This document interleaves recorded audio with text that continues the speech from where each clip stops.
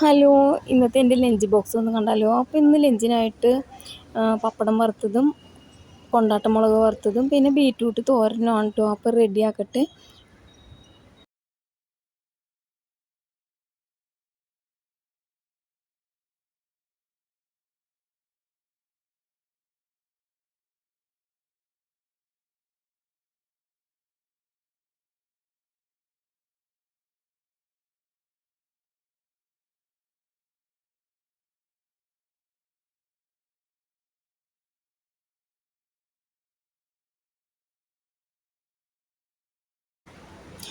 അപ്പോൾ എല്ലാം റെഡിയായതിന് ശേഷം ഞാൻ മോനുള്ളത് വിളമ്പി വെച്ചതിന് ശേഷം എനിക്കുള്ളത് ഞാൻ എൻ്റെ ലഞ്ച് ബോക്സിലേക്ക് മാറ്റുവാണ് കേട്ടോ.